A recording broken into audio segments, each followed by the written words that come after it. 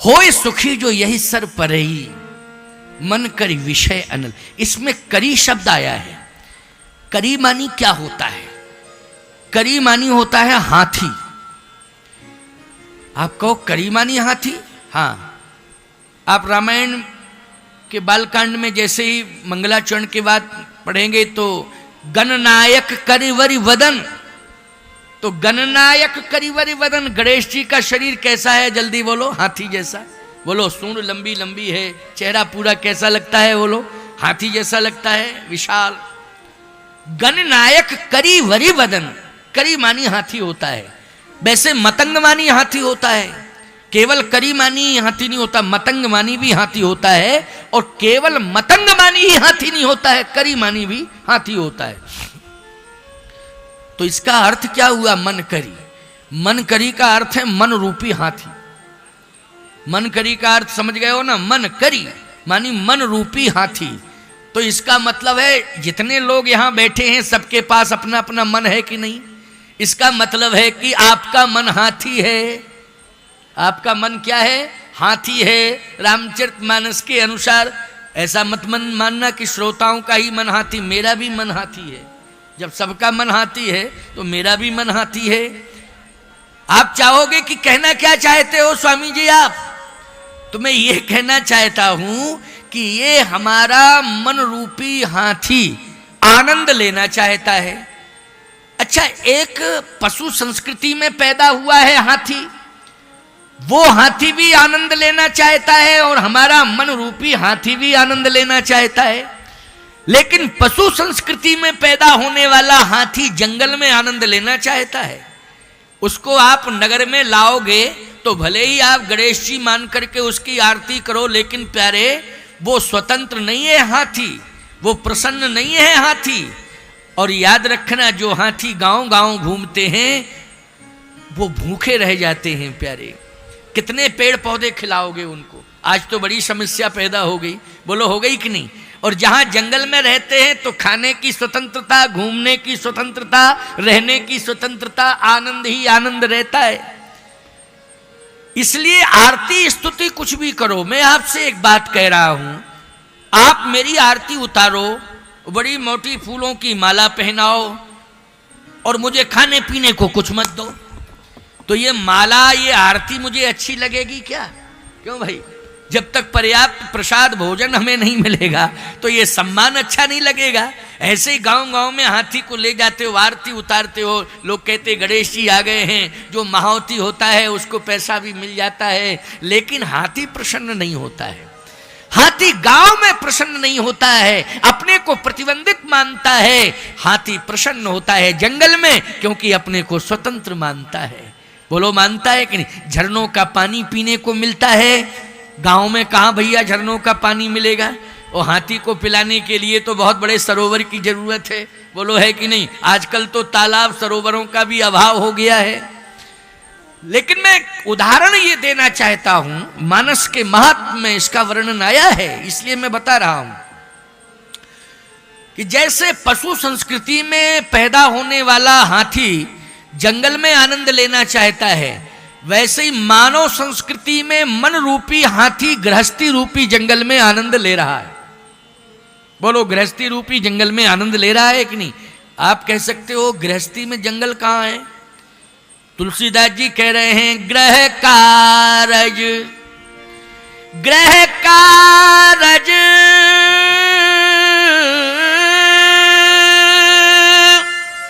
नाना जंजाला,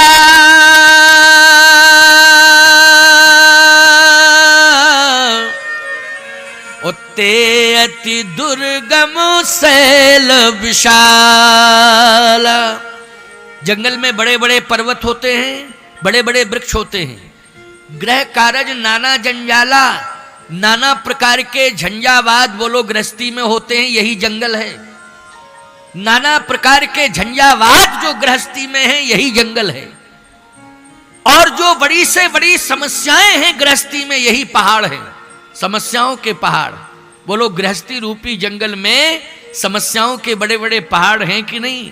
और याद रखना, इतने बड़े बड़े पहाड़ आ जाते हैं गृहस्थी रूपी जंगल में समस्याओं के, कि याद रखना वो पहाड़ नष्ट नहीं होते हैं, जीवन ही नष्ट हो जाता है। बोलो, इसका मतलब है समस्याएं दूर नहीं होती हैं, जीवन ही चला जाता है। ये गृहस्थी रूपी जंगल में समस्याओं के पहाड़, बड़े बड़े पहाड़। प्यारे, मन रूपी हाथी फिर भी आनंद ले रहा है। बोलो, ले रहा है कि नहीं? क्योंकि गृहस्थी में समस्याएं आती हैं, लेकिन छोड़ना नहीं चाहता गृहस्थी। गृहस्थी नहीं छोड़ना चाहता, रहना चाहता गृहस्थी में ही, समस्याएं भले ही बनी रहें। अच्छा, किसी के सामने समस्या, जैसे ज्यादातर समस्या आती है किस बात की? बुढ़ापा हुआ, बच्चों में संस्कार नहीं हुए, तो बच्चे ज्यादा देख रेख नहीं करते, क्योंकि संस्कार नहीं है ना, तो माता पिता के प्रति श्रद्धा नहीं। वो यदि संस्कार बच्चों में अच्छे पड़े तो माता पिता को भगवान मानने लग जाए। बोलो भाई, संस्कारों के अभाव में ही माँ बाप की दुर्गति होती है। इसलिए मैं कहता हूं कि आप संपत्ति तो कमाएं, लेकिन केवल संपत्ति और व्यवसाय पर ही ध्यान ना दें, बच्चों पर भी ध्यान दें। हम अपने बच्चों को संस्कारों की पूंजी से जरूर जोड़ें। ये पूंजी तो आप देंगे ही, वो तो अच्छी बात है, नहीं देंगे, संस्कारी संतान होगी तो पूंजी तैयार कर लेगी। बोलो भाई, मैं आपसे पूछ रहा हूं, आपके माँ बाप आपको कितना दे गए थे? आपको आशीर्वाद दिए बस के? ये बनाया तो आपने संस्कारों के बल पर बनाया। इतना बड़ा शिक्षण संस्थान है, कृष्णा महाविद्यालय बन के तैयार हो गया साहब है। तो आज इतना बड़ा संस्थान, शिक्षण संस्थान, यहाँ कथा हो रही है। बोलो, ये संस्कारों का ही परिणाम है कि नहीं? संस्कारों का ही परिणाम है। माता पिता ने आशीर्वाद दिया, आशीर्वाद के बल पर संतों ने, गुरुजनों ने, सबने आशीर्वाद दिया, इतनी व्यापक व्यवस्थाएं हो गई। और यदि संस्कार न दिया होता तो माँ बाप जो देके जाते वो भी चला जाता। बोलो, चला जाता। कितने प्रमाण हैं, हजारों प्रमाण हैं, कहने की क्या जरूरत है। विडंबनाएं देखने को मिल रही हैं, विडंबनाएं देखने को मिल रही हैं साहब। इसलिए संस्कारों की आवश्यकता है। संस्कार मिल जाएं तो संतुष्टि हो जाती है। संस्कार संतान में आते हैं तो संस्कारी संतान समस्याओं को विवेक के द्वारा धीरे धीरे दूर करती रहती है। समस्याएं तो आती ही। एक बाप आया, बोले महाराज जी हम परेशान हैं। कहाँ रहते हो? घर में रहता हूँ बच्चों के साथ। अच्छा अच्छा, घर गृहस्थी में ही रहते हो? कहाँ रहूंगा महाराज, गृहस्थ हूँ तो गृहस्थी में ही तो रहूंगा। अच्छा अच्छा, यहाँ क्यों आए? मेरा मन ले आया आपके पास। मन क्यों ले आया? आप कथा कह रहे थे तो मेरे मन ने कहा कि चलो अब कथा सुनो। मैंने कहा चलो, तुम्हारा मन कम से कम कथा की ओर हुआ तो चाहते क्या हो? बोले महाराज जी मैं ये चाहता हूं कि आप मेरे घर चलें। हमने कि घर क्यों चलूं? कहा आप चलेंगे तो हमारे घर की जो समस्या होगी वो दूर हो जाएगी, आप दूर कर देंगे। हमने कहा पहले समस्या बताओ। भाई समस्या बताओ, हम समझ तो लें कि हम जाएंगे, दूर होगी कि नहीं होगी, पहले बताओ समस्या क्या है। महाराज समस्या यह है कि बेटा मेरी बात नहीं मानता, आप समझा दो और कह दो कि बाप की बात माना करो। हमने कहा बड़ी जटिल समस्या है, बड़ी जटिल समस्या है। कितने साल का बेटा है? महाराज जी 35-36 वर्ष का। अरे मैंने कहा जवान बेटा है तब तो। तुम्हारी उम्र कितनी है? हम तो 75 वर्ष के हो गए हैं। अच्छा अच्छा, 35 का वो, 75 के तुम। मैंने कहा एक बात बताओ, बच्चा तुम्हारे पास 35 वर्ष रहा कि नहीं और अभी भी है? बोले हाँ है। मैंने कहा चलिए 10 साल निकाल दो, उसका अबोध अवस्था है, लेकिन 25 वर्ष तो उसके बोध अवस्था के हुए कि नहीं? क्यों भाई? 10 वर्ष अबोध में निकल गए, 25 वर्ष का बालक तो पूर्ण बोध में आ जाता है कि नहीं आ जाता? बोलो भाई, विचार करना। 10 वर्ष के बाद उसे बोध होने लगता है। 15 वर्ष में मैं कहता हूं कि गवर्नमेंट के अनुसार 21 वर्ष में, वैसे तो 18 वर्ष में बालिक होता है, अब शायद कुछ बढ़ा दिया हो, वैसे 18 वर्ष बालिक अवस्था है ना, 18 वर्ष में बालिक अवस्था है।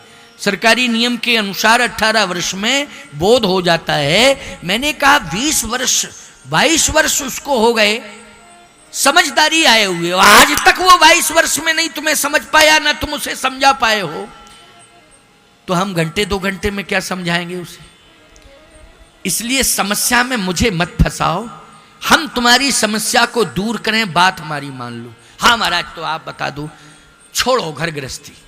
75 वर्ष के हो गए हो कि नहीं, थोड़ा जीवन बचा है, छोड़। कहाँ जाए महाराज? हमने कहा हम है ना चित्रकूट ले जाएंगे। चित्रकूट में क्या करेंगे? अरे भजन करना, भोजन हम देंगे, चिंता करने की, केवल भजन करना है, क्योंकि उम्र के हिसाब से भजन ही हो पाएगा, बाकी भजन तो उठ नहीं पाएगा। क्यों भाई? उम्र के हिसाब से भजन नहीं उठ पाएगा, लेकिन भजन होगा। मैंने कहा चिंता मत करो, हमारे यहाँ लगभग 1000-1500 लोगों का भोजन होता है। क्यों शर्मा जी, आप देख के आए, साधु संत गरीब दरिद्र भिखारी इन सब का भोजन होता है। 12 बजे 11:30 बजे कामदा नाथ जी का भंडारा शुरू हो जाता है और वो भजन भंडारा चलता रहता है। शाम को फिर रात्रि में ब्यारी सबको दी जाती है, और जो बीमार हो जाते हैं उनको आयुर्वेद की पद्धति से इलाज कराया जाता है। आयुर्वेद की डिस्पेंसरी है, निःशुल्क जो है उन्हें उपचार दिया जाता है। तो मैंने कहा बीमार पड़ोगे तो दवा मिल जाएगी फ्री में, भूखे रहोगे भोजन मिलेगा फ्री में, छाया रहने के लिए कमरा मिलेगा, बढ़िया पंखा मिलेगा, बस केवल उम्र के हिसाब से भजन करना है। अब क्या समस्या है? क्यों नालायक बेटे के पास जाऊं समझाने के लिए? अब तुम हमारी बात समझ लो, मेरे साथ चलो, मैं ले जाऊंगा, अपने पास रखूंगा, कोई शुल्क नहीं लगेगा। हम तुम्हारी जमीन जायदाद नहीं लेना चाहते हैं कि तुम 5-10 बीघा जमीन हो तो लिख दो, रजिस्ट्री कर दो मकान की, ना ना, कुछ नहीं चाहिए। तुम्हारा कल्याण हो जाए, 10-5 साल तीर्थ में रहो, रहने की व्यवस्था है आश्रम में, अब क्या दिक्कत है? चलो तुम्ही को समझा रहे। तो कहता है कल बताऊंगा। देखिए आप, कहता है कल बताऊंगा महाराज, विचार करूंगा। अच्छा कर ले विचार। देखो ये मन रूपी हाथी गृहस्थी की ओर ले जा रहा है। बोलो ले जा रहा है कि नहीं ले जा रहा है? ये मन रूपी हाथी कहाँ ले जा रहा है? गृहस्थी की ओर ले जा रहा है। फिर उसने कहा मन महाराज हम बताएंगे आपको, विचार करके बताएं, कल बता देंगे। कल बता देना। कल आया, मैंने कहा क्या विचार किया? महाराज रात्रि भर में यही विचार किया कि अपना ही बेटा तो है, अगर 2-4 खरी खोटी सुना देता है तो सुन लो, थोड़ा ही समय तो बचा है। अरे राम राम राम राम। देखो समस्याओं का पहाड़, समस्याएं ही समस्याएं, लेकिन ये हमारा मन रूपी हाथी गृहस्थी रूपी जंगल को छोड़ना नहीं चाहता है, उसमें आनंद लेना चाहता है। लेकिन एक दिन छोड़ना पड़ेगा इस हाथी को घर। कब? जब बहुत बड़ी समस्या आ जाएगी। बड़ी समस्या क्या है? अच्छा जंगल में आग लग जाए, जंगल में अगर आग लग जाए तो बोलो हाथी फिर मजबूरी में छोड़ेगा कि नहीं छोड़ेगा? वो तो छोड़ेगा ही छोड़ेगा। भाई आग लग गई, बचने का उपाय सोचेगा, किस दिशा में? इस दिशा में चलो भाई निकल जाएं, जंगल छोड़ के सुरक्षित हो जाएं। जिस दिशा में जाएगा उसी दिशा में आग दिखाई देगी उसे। अब जब चारों तरफ आग ही आग होगी तो ईमानदारी से बताओ बचने का उपाय क्या है? तो बचने का एक ही उपाय है कि वो भगवान से प्रार्थना करेगा। कौन? हाथी जो जंगल में फंसा है। क्या प्रार्थना करेगा? कि हे ईश्वर आपसे मेरी प्रार्थना है कि अब मुझे बचा लो, अब मुझे बचा लो। तो भगवान कहेंगे कि पूरे जंगल में आग लगी हुई है और तू बचाने की बात कर रहा है, तो इसका मतलब मैं तुझे उठा लूं? अरे 10, 20, 25, 50 किलो का होता तो उठा लेता, तू तो हाथी है, कहां तुझे उठा पाऊंगा? हाथी कहता है उठाने से समाधान नहीं होगा। फिर उठाने से समाधान नहीं होगा। अरे उठाने का मतलब है मरना, मर तो हम वैसे भी रहे, आगी लग जाएगी मर जाएंगे, क्यों भाई? मरना तो समाधान ये नहीं है। फिर समाधान यह है इसी जंगल के बीच में जल से भरा हुआ एक सरोवर प्रकट कर दीजिए तो मैं बच सकता हूं। उपाय क्या निकला? कि इसी जंगल के अंदर जल से भरा हुआ एक सरोवर अगर मिल जाए मुझे तो प्रभु मैं बच जाऊंगा। अब बोलो ईमानदारी से, समस्याओं के जंगल में आग लगी हुई है, गृहस्थी रूपी जंगल में समस्याओं की आग लगी है, गृहस्थी रूपी जंगल में समस्याओं की आग लगी है। अब मन रूपी हाथी बेचैन हो रहा है। ईमानदारी के साथ बताओ इसे एक सरोवर की जरूरत है कि नहीं? अगर गृहस्थी रूपी जंगल में ही अगर एक सरोवर मिल जाएगा तो ये मन रूपी हाथी संतुष्ट हो जाएगा, इसका अस्तित्व बच जाएगा, इसे शांति मिल जाएगी, इसका अस्तित्व भी बच जाएगा। तो तुलसीदास जी महाराज कहते हैं भगवान शंकर की प्रेरणा से आए दुनिया वालों, भटकने की जरूरत नहीं है। आज यदि तुम समस्याओं के जंगल में फंसे हुए हो और यदि वासना की आग लग चुकी है चारों तरफ और तुम्हारा मन रूपी हाथी अगर बेचैन हो रहा है, तो बचने का एक ही उपाय है कि रामचरितमानस रूपी सरोवर में तुम डुबकियां लगाते रहना। तुम्हारा मन रूपी हाथी अस्तित्व में रहेगा, तुम्हारा मन रूपी हाथी सुरक्षित रहेगा। समझ में आई बात कि नहीं आई? ये रामचरितमानस तुम्हें सरोवर के रूप में मिला है। और आज गृहस्थी के झंझावात से दूर होने के लिए, आज आत्म संतुष्टि के लिए, आज अपने मनोरथ को पूर्ण करने के लिए और जिंदा जीते जी प्रत्यक्ष मोक्ष का सरोवर जिसमें हम स्नान करके ये विश्वास हासिल कर सकते हैं कि अब मेरा उद्धार अवश्य ही होगा, इसके लिए उपाय क्या है? ये रामचरितमानस रूपी सरोवर। इसलिए ये सरोवर है महात्म्य मन करी विषय अनल वन जरई, होय सुखी जो यही सर परई। इसमें स्नान